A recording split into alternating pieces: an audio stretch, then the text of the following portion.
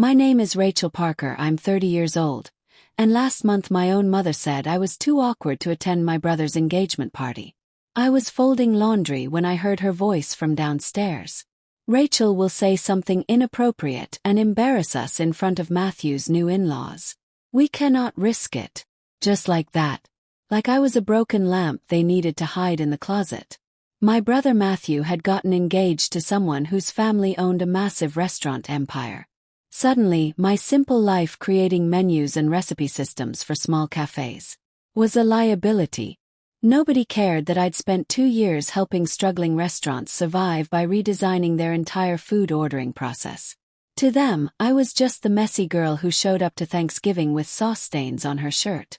So while they bought expensive outfits for a New Year's gala at an exclusive resort, I was told to stay home and keep things low-key. They didn't want me at the party. They didn't want their elite in-laws knowing I existed.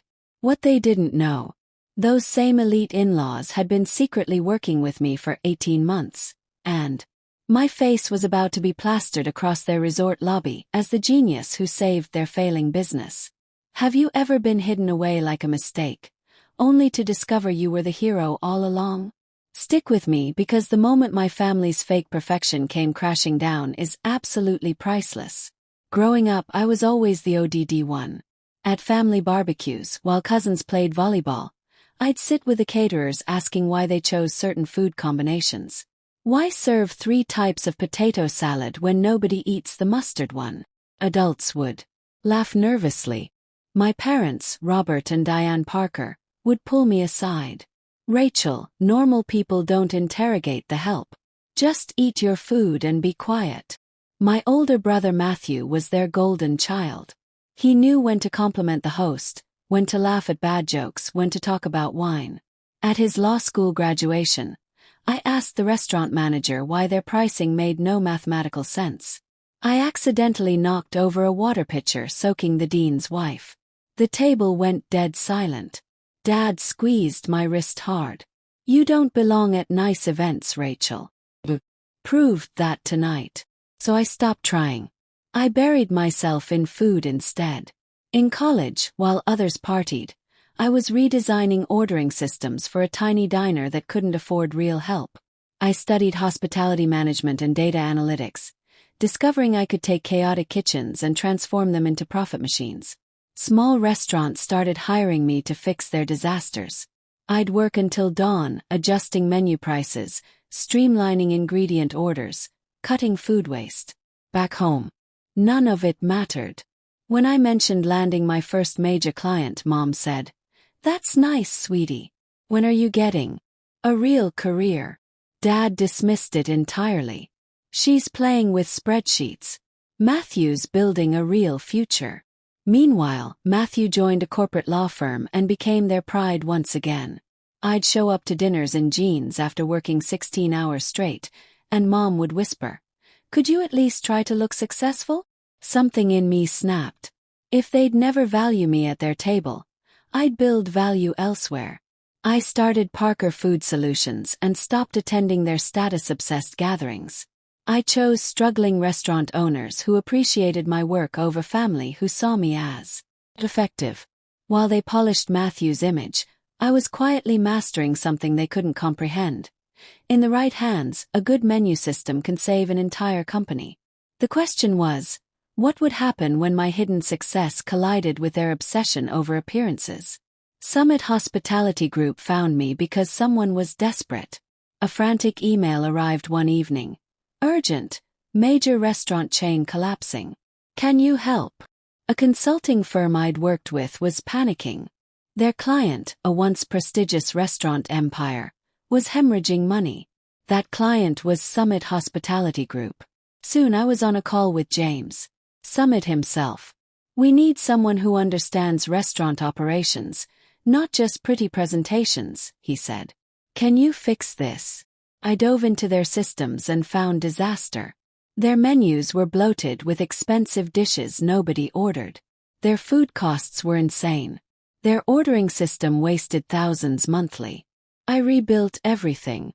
Streamlined menus, dynamic pricing based on ingredient costs, eliminated waste. First month, small improvement.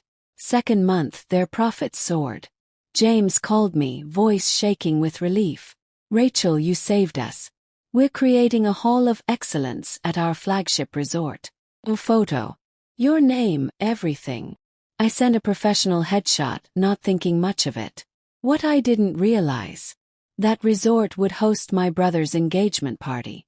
3 months later, Matthew called with big news. He was marrying Jennifer Summit. Summit. As in Summit Hospitality Group.